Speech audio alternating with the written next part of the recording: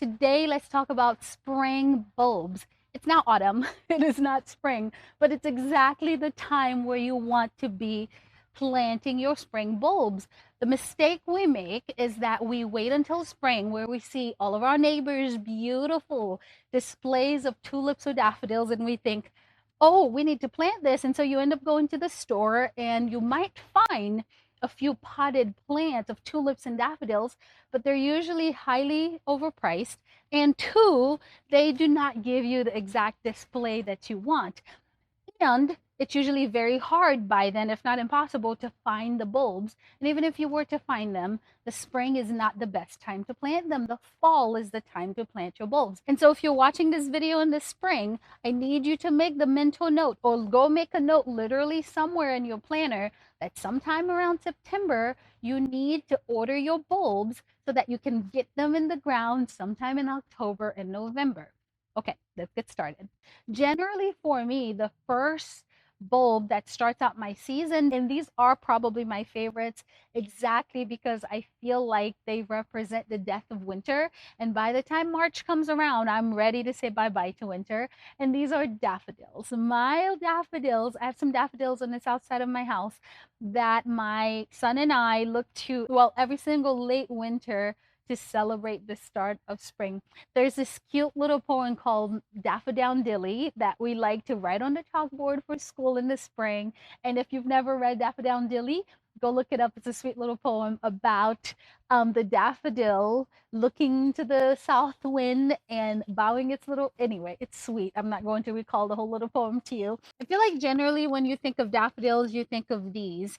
But let me tell you, daffodils are full of surprises, and I'll insert some pictures here of the different kinds of daffodils. The second bulb that I have in my garden, because sometimes I can see them in bloom and as early as January, are crocuses. Crocuses are these beautiful, teeny tiny little bulbs that you can plant in your flower beds, but I like to plant them in my lawn because I feel like they're a nice little surprise that pop out of the grass in the middle of winter. You'll be minding your own business, just walking your lawn, and you'll see these teeny little flowers just pop out of the grass. I just love that little surprise, and so I like to plant them in my lawn, but you can plant them in your flower beds. These are crocuses. They are so beautiful and they are worth planting. And as you can tell by this package, there are multiple different colors of this plant. So today I'll be adding just a small amount of crocuses to my lawn. I have a bunch of them already, but every year I like to add a little bit more. The third bulb that you want to grow is tulip.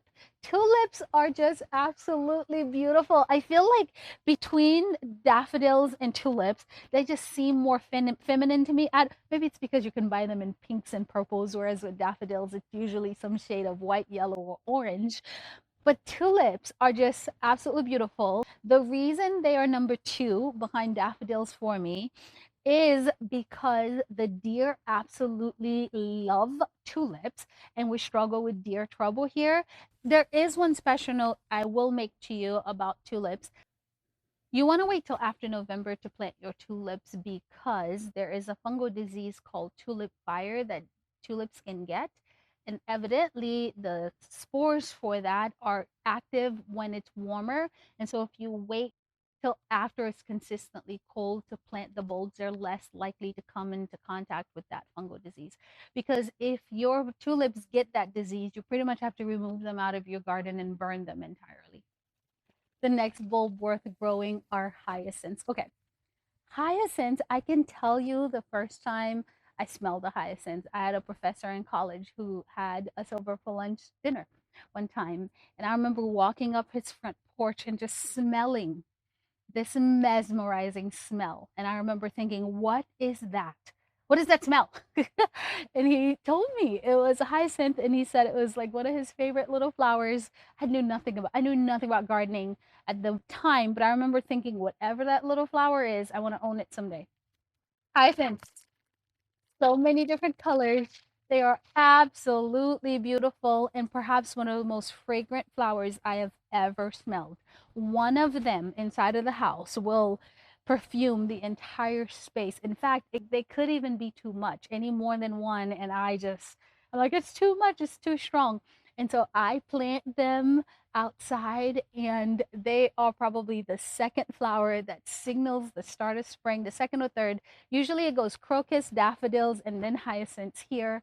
But it all depends on where you have these things situated. Something on the south end of your house, regardless of which one of these three it is probably going to start blooming before any of the others. That's probably on the east side of your house. You see what I mean? The more sun it gets, generally the earlier it will start blooming.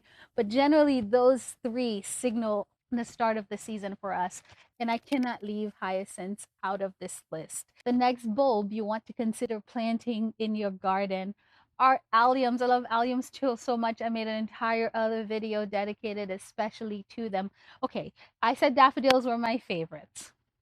They're my favorites for a special reason. They have a special place in my heart as they welcome spring. However, as far as uniqueness in the garden, alliums have got to be I don't know if they're my favorites, but you get what I'm trying to say. They are just absolutely lovely, and I encourage you to plant them. I love the purple color of alliums. I love their little lollipop shapes, and I love how they feel. I think they're the perfect bulb to plant in a sensory garden. I just entirely adore them, and I encourage you to plant them. Now, for all these bulbs, you should know that in order for them to come back for you reliably, you have to give them the proper amount of sunlight that they need to be able to properly photosynthesize and send energy into the bulbs. So the way that this works is by the time you plant your bulb in the ground, that bulb has all of the nutrition that it needs to produce a big, beautiful flower by the time spring comes around.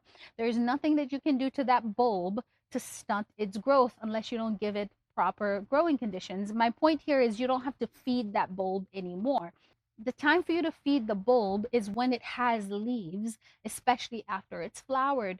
After it's flowered, it's helpful if you remove the seed head. You don't want that plant to grow to seed because you don't want it to be putting its energies towards producing seed as opposed to sending its energies towards developing more bulbs. The bulbs are what we need, not the seed. You can grow bulbs from seed, but it's a lot easier if you grow bulbs from divisions in the ground. This means that odds are the leaves are going to look uglier and uglier as the season continues. That's okay. I would encourage you to plan for this. Maybe plant your bulbs in such a way that other perennials are going to grow around them and hide some of that hideous foliage. You need to leave the foliage alone for a good 6 to 8 weeks after it's done flowering. Other thing you need to know about bulbs is that when you plant them in the ground, you need to plant them 2 to 3 times as deep as the bulb is tall. For example, this is a daffodil bulb next to a crocus bulb.